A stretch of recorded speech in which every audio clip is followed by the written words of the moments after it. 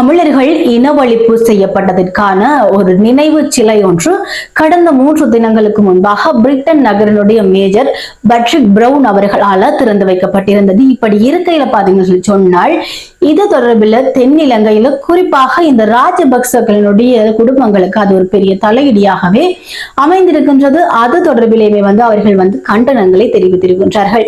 நாமல் ராஜபக்ச அவர்கள் என்ன சொல்லியிருக்கிறார் என்றால், அதாவது தன்னுடைய ட்விட்டர் பக்கத்துல ஒரு பதிவு ஒன்றை செய்திருக்கின்றார். அதாவது இது ஒரு ஆதாரமற்ற இனவழிப்பு என்று சொல்லியும், அதே நேரம் இனவழிப்பு என்று நடக்கவே இல்லை, தமிழர்களுக்கான இனவழிப்பு செய்யப்படவில்லை என்ற மாதிரியான துணிப்பொருளோடு இந்த ஒரு ட்வீட் பதளத்தினை நாமல் ராஜபக்ச அவர்கள் செய்திருக்கின்றார்.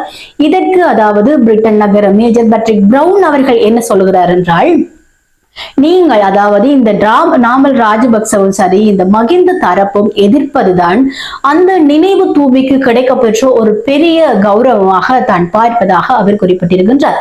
அதே நேரம் இன்னொரு விடயம் ஒன்றையும் குறிப்பிட்டிருக்கின்றார். என்னன்னு சொல்லி பார்த்தீங்கள் என்றால், அதாவது இந்த எதிர்க்கக்கூடிய இந்த ராஜபக்ச குடும்பங்களினுடைய கரங்களினால் தான் தமிழ் அப்பாவி மக்கள் கொல்லப்பட்டதை அங்கீகரிக்கின்றது. அவர்களுடைய கரங்களாலே கொல்லப்பட்டதை நீங்கள் எதிர்ப்பதே அங்கீகரிக்கிறது என்று சொல்லியும், ஆகவே நாங்கள் சரியான பாதையில் தான் போய்கொண்டிருக்கின்றோம் என்பதற்கான சமிக்ஞையாகவே இதை பார்க்கிறோம் என்று சொல்லி பட்ரிக் பிரிட்டன் அவர்கள் குறிப்பிட்டிருக்கின்றார்.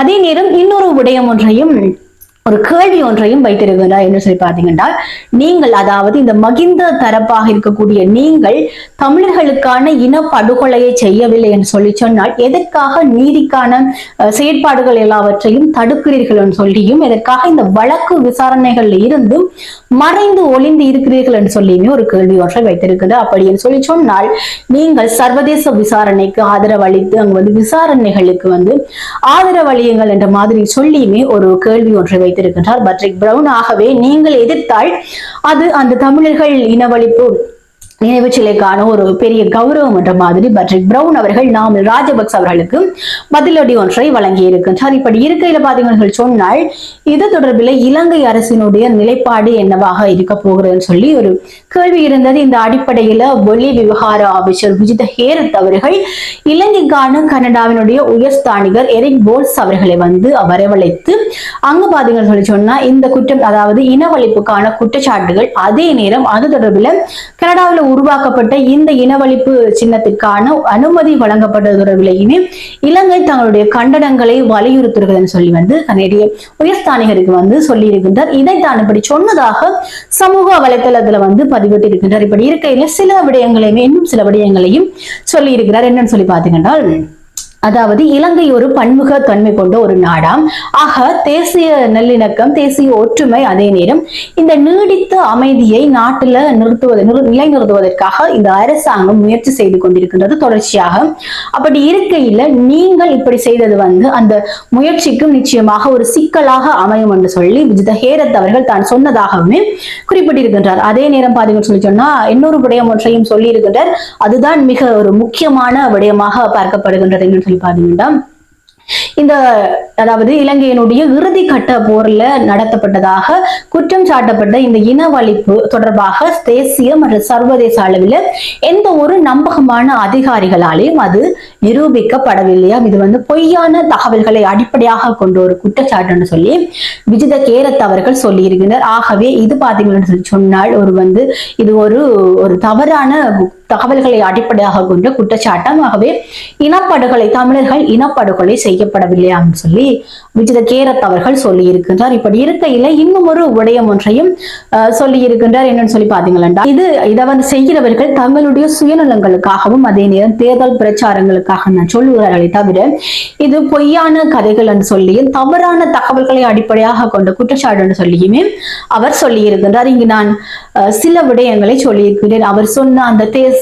நல்லிணக்கம், தேசிய ஒற்றுமை, நீடித்த அமைதி என்ற விடயங்களை எல்லாம் வைத்து பாக்கைக்குள்ள நீங்கள் அதாவது நீங்க இந்த அரசு அந்த நீடித்த அமைதி, தேசிய நல்லிணக்கம், தேசிய ஒற்றுமையை பாதுகாப்பதற்காக ஆட்சி செய்கிறீர்களா என்ற ஒரு கேள்வி எழுகின்றது. அதற்கு ஒரு பெரிய உதாரணம் தையிட்டி திசவிகாரை, இந்த ரஜலுணு எல்லாவற்றையுமே சொல்லிக்கொள்ள முடியும். தையிட்டி திசவிகாரை யாழ்ப்பாணத்துல 100% தமிழர்களே வாழக்கூடிய பகுதியில பௌத்த விகாரைகள் யாருக்காக, அந்த பௌத்த விகாரைகளை சட்டவிரோதமாக தொடர்பாக அதுவுமே தமிழ் மக்களுடைய காணிகளை அபகரித்து கட்டப்பட்ட அந்த சட்டவிரோதமான திஸ்ஸவிகாரையில தான் உங்களுடைய நீடித்த அமைதியும் தேசிய ஒற்றுமையும் தேசிய நல்லிணக்கமும் இருக்கின்றதா ஒரு கேள்வி வந்து நிச்சயமாக இங்கே எழுகின்றது. அதோட இன்றைக்கு தேசிய அதாவது ஆதாரமற்ற இனப்படுகொலை என்றெல்லாம் சொல்லுகின்றார்கள்.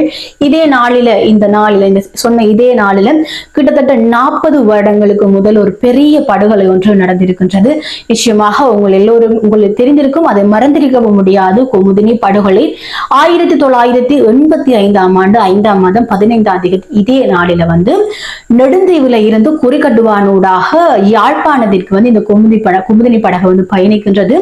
இலங்கையினுடைய ராணுவம் இந்த இலங்கையினுடைய ராணுவம் பரிசோதனை, அதாவது வந்து பாதுகாப்புக்கான பரிசோதனை என்று சொல்லி வந்து அந்த படகுக்குள்ள இறங்கி மிக மிருகத்தனமான மிலேட்சித்தனமான செயற்பாடுகளை வந்து செய்திருந்தார்கள். கிட்டத்தட்ட 36 பேர் தமிழர்கள் வந்து அந்த படகுல இருந்து வச்சு வந்து கொல்லப்பட்டிருந்தார்கள்.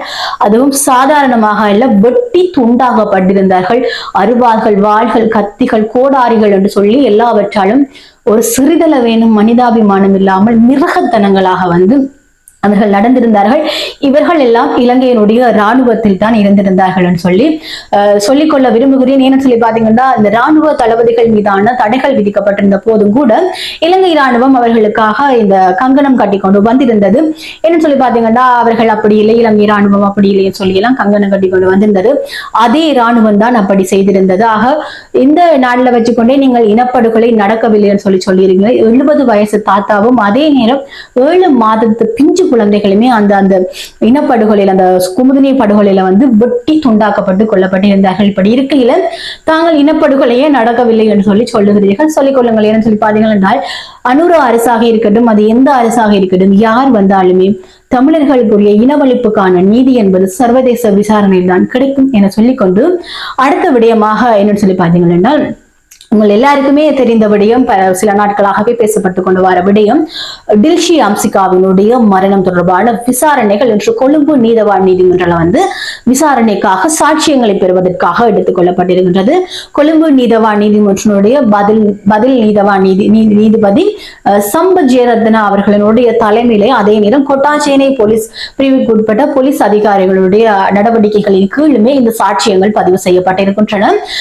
இந்த சாட்சியங்களை பாத்தீங்கன்னு சொல்லி சொன்னா, அதாவது டில்ஷி அம்சிகா வசித்திருந்த குடியிருப்பும், அதே நேரம் டில்ஷி அம்சிகா குதித்து உயிரை மாய்த்து கொண்ட அந்த குடியிருப்பினுடைய தலைவரை வந்து முதலாவதாக சாட்சியம் பதிவு செய்திருக்கின்றார்கள். தொடர்ச்சியாக பாத்தீங்கன்னு சொன்னா, டில்ஷி அம்சிகாவினுடைய தாயார் இடத்துல இருந்து வந்து சாட்சியங்கள் பதிவு செய்யப்பட்டிருக்கின்றன. இப்படி இருக்கையில பாத்தீங்கன்னு சொல்லி சொன்னால், தாயாரிடம் வந்து மேலதிக விசாரணைகளை செய்வதற்காகவும் இன்னும் பலரை வந்து சாட்சியங்களை பெறுவதற்காகவுமே 22ஆம் தேதி வந்து அதை செய்ய சொல்லி நீதிமன்றம் உத்தரவிட்டிருக்கின்றது. இப்படி இருக்கையில பாத்தீங்கன்னு சொல்லி சொன்னால், இந்த டில்ஷி அம்சிகாவிற்கு வந்து பாலியல் சீண்டல் செய்த ஆசிரியர் அவர் தொடர்பான வழக்கு இந்த மாதம் 19ஆம் தேதி வந்து நிலுவைக்கு வருகின்றது. நிச்சயமாக அது எல்லோராலும் கவனிக்கப்படும் என்று சொல்லி நான் நம்புகிறேன். ஏன்னு சொல்லி பாத்தீங்கன்னா, ஆரம்பத்தில் அந்த சிறுமி பாலியல் சீண்டலுக்கு உட்படுத்தப்பட்டிருந்த போது இந்த வழக்கு தொடர்பாகவோ அல்லது அந்த சிறுமி பாடசாலையில் இருந்து அனுப்பப்பட்டது தொடர்பாகவோ எந்த ஒரு ஊடகங்களுமே பேசவில்லை. அப்படி இருக்கையில் அந்த சிறுமியினுடைய மரணத்திற்கு பிறகுதான், அதாவது நாங்கள் ஏதாவது ஒரு பெரிய சம்பவம் நடக்கும் போதுதான் அதை பற்றி பேசுகின்றோம். நிச்சயமாக இந்த விடயத்துல அந்த வழக்கிலையுமே வந்து அதிக கவனம் செலுத்தப்பட வேண்டும். நீதி கிடைக்கும் வரை டில்ஷிக்கு தொடர்ச்சியாக அதை கதைத்துக் கொண்டே இருப்போம். ஜஸ்டிஸ் ஃபார் அம்சி என சொல்லிக்கொண்டு இன்றைக்கு இவ்வளவாக முக்கியமான செய்திகள் கிடைத்திருக்கின்றன. இப்படி இருக்கையில இன்னும் சில விடயங்கள் நடந்திருக்கின்றன. அனுரகுமார திசாநாயக் அவர்கள் சொல்லி இருக்கின்றார், தேசிய மக்கள் சக்திக்கு மக்கள் தந்த ஆதரவை யாருமே வந்து குழப்ப நினைத்தால் தாங்கள் வேறு மாதிரி செயற்படுவோம் என்ற மாதிரியும், தாங்கள் ஆளுங்கட்சி என்ற மாதிரியுமே சில விடயங்களை குறிப்பிட்டிருக்கின்றார். அப்படி இருக்கையில சுமந்திரன் அவர்கள் அதற்கு குழம்பி இருக்கின்றார். அனுர வந்து மிரட்டுகின்ற பாணியில் சொல்லுகின்றார். அப்படி எல்லாமே வந்து குழம்பி இருக்கிறார். அப்படியான விடயங்களுமே நடந்திருக்கின்றது. அதே நேரம் இந்த உப்பு தொடர்பான உப்பு விலையினுடைய அதிக விலையேற்றம் தொடர்பாகவும் சில விடயங்கள் நடந்திருக்கின்றது. ரஜீவன் சேத்தியாத்திரமூர்த்தி, அதாவது ஜேவிபியினுடைய நாடாளுமன்ற உறுப்பினர் வந்து சில இடங்கள்ல வந்து உப்பு வந்து விலை குறைவாக பெற்றுக்கொள்ளலாம்னு சொல்லி இருக்கின்றார். அதிலேயுமே வந்து அந்த உப்பு புகைப்படங்கள்ல வந்து ரஜ உப்புன்னு சொல்லித்தான் பதிவு செய்யப்பட்டிருக்கின்றது. அதுவுமே திருப்பி பேசு பொருளாக இருக்கின்றது. ஏன்னு சொல்லி பாத்தீங்கன்னா இந்த ராமலிங்கம் சந்திரசேகர் அவர்கள் சொல்லியிருந்தார் அது வந்து ஆண்டை உப்பாகவே வந்து மாற்றப்படும் சொல்லி எல்லாம் சொல்லியிருந்தார். ஆனா அது இன்னுமே மாற்றப்படையில வந்து திருப்பியுமே வந்து பேச பொருளாக இருக்குது. மக்களுக்கு வந்து அனுர மீது வந்து ஒரு திருப்பியுமே வந்து அனுர தரப்பான வந்து அதிருப்தி ஏற்படுத்தி கொண்டிருக்குது. பொய்யான வாக்குறுதிகளை தான் தந்து கொண்டிருக்கிறார்கள் சொல்லி வந்து மக்கள் வந்து அதிகமே அதை நம்பிக்கொண்டிருக்கிறார்கள். பொய்யான விஷயங்களை தான் சொல்லுகிறார்கள் என்பதை வந்து திருப்ப நம்ப வைக்கிற மாதிரியான செயற்பாடுகளை இவர்கள் செய்து கொண்டிருக்கிறார்கள். இப்படியான விடயங்கள் எல்லாமே நடந்திருக்கின்றன. எல்லாவற்றையுமே ஓரளவுக்கு தொகுத்து தந்திருக்கிறேன் சொல்லி நம்புகின்றேன். இன்னும் ஒரு செய்தி தொகுப்பு காணொலியோடு நான் உங்களை சந்திக்கின்றேன். நான் உங்களுடைய சோனியா.